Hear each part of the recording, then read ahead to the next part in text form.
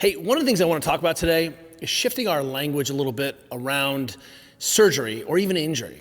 So a lot of times we just naturally default to the language of rehabilitation or rehab, right? Going to rehab. And sometimes a more sort of, I don't know, broadly based or more inclusive language is how do I train with an injury?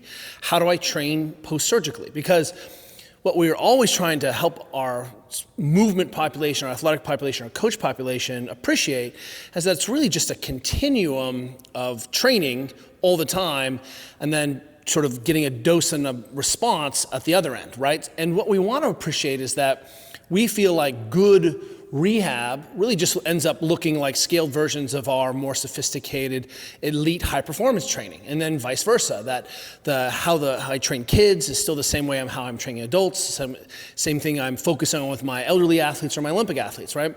That the movement language may be slower or less loaded or maybe handle less volume, but the movement language is the same. So today, as we answer the question, how do I know as I'm rehabbing? Today is my 6-week anniversary of having my knee resurface. How do I know when I've had enough? Now, if you pose that to the internet, everyone would be like, well, it's a little bit more art than it is science.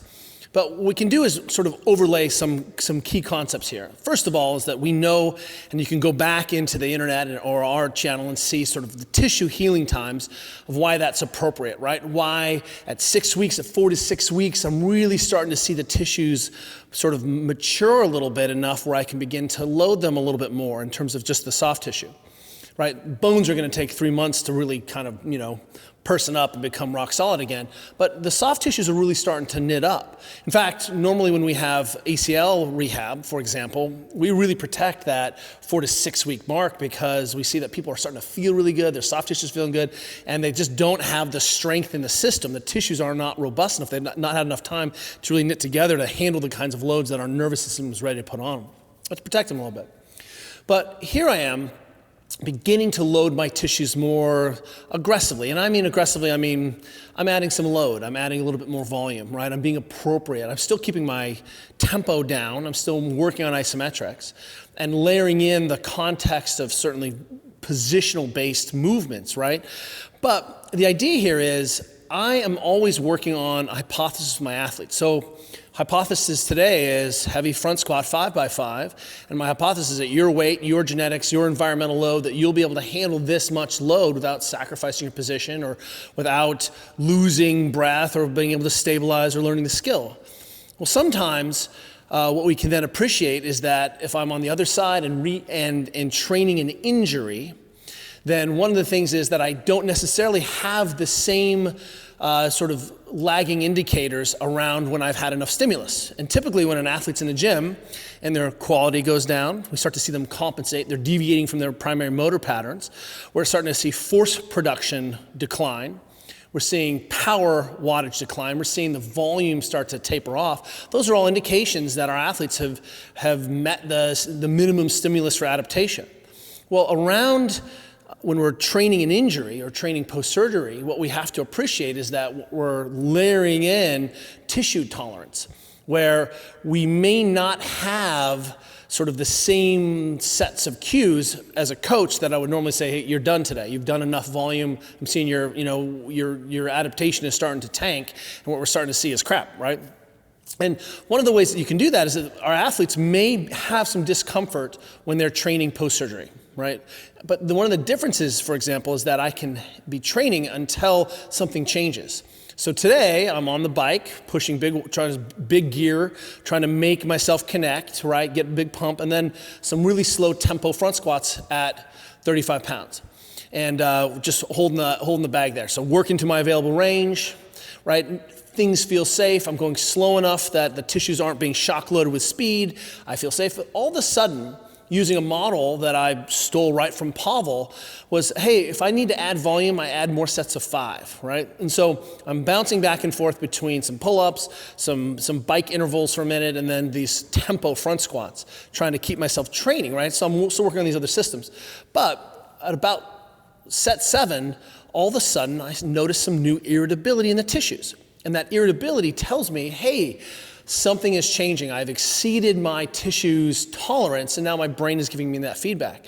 That might be a bigger problem if I'm taking a ton of opiates, or I can't hear what's going on, or I'm on a ton of pain meds, but I'm trying to really pay attention to what's going on with the body. And what I want us to appreciate is that, yes, it's useful to have that knowledge so that as a coach or a therapist working with someone, right? And remember that someone could be, hey, I just fell down the stairs, it's non-symptomatic, but how do I know when I've done too much? Well, coming back to that dose response idea is using sort of how the body's intrinsic feelings are. Hey, I'm starting to lose position, my arches are collapsed. Hey, coach, I'm seeing that my knees are wobbling or I'm losing my back, I'm done. One of the masters of someone around motor learning and motor theory that I point everyone to is Franz Bosch. He does a lot of discussion with his athletes about knowledge of results, where he gives the athlete a chance to appreciate that his or her speed has changed. And then when the speed starts to change and we see the athlete stop being explosive, then the athlete can have this internal feedback mechanism. And we want to do the same thing. I don't want to have to babysit my athletes who are training with an injury. I want to be able to have them have this conversation about when they feel like they've had enough stimulus. Now, the difference between me front squatting heavy or pulling heavy and now getting this knee to work again is simply the level of tolerance that the tissues will take.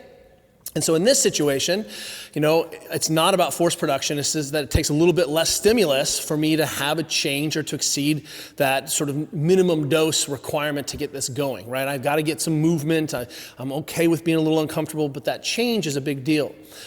And along with that, same idea of being able to repurpose our language of strength and conditioning into the language of training around surgery, around stable, appropriate people, is this idea that it's about dose and response. Now, if I'm typical and I'm not post-surgical, what's going to happen is I'm going to have large amounts of volume, and then there's a whole set of environmental behaviors, sleep and nutrition and hydration, right? If I want to work on active recovery, all of those things can help me manage that adaptation response, that adaptation to the stimulus of training. The same sets of tools then are going to be applicable. In fact, they're the same sets of tools that I would use with my elite athletes so they can handle more volume.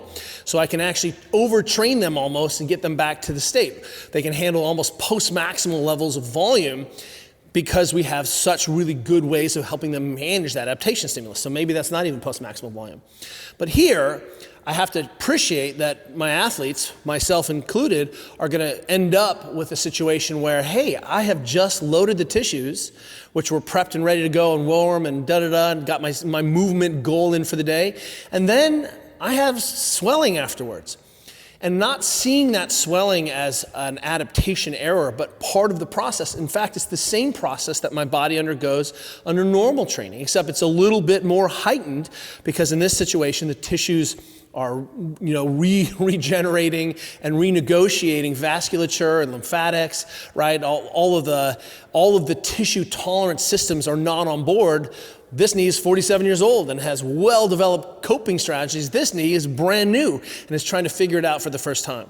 So in short, when we begin to repurpose our language of strength conditioning, of movement training, and apply those principles and just realize that the same way we can scale up movements, we can scale down movements, it helps us as coaches, it helps us as athletes training through injury, training through surgery, to be able to use the same sets of tools that we've developed for a long time. So instead of just saying, hey, I have this surgery now, I'm going to get into this rehab language, which is a correlate language, that one is that I don't speak. I'm pretty fluent in the strength conditioning strength conditioning adaptation model response. So let's focus on that. You see is that I've been on my leg, I've trained this morning, I've been on my leg, and now I'm pumping and adding some heat to it, right? Because what I'm trying to do is hurry up the circulation and manage that adaptation response. It just turns out this leg takes a little bit less than this leg.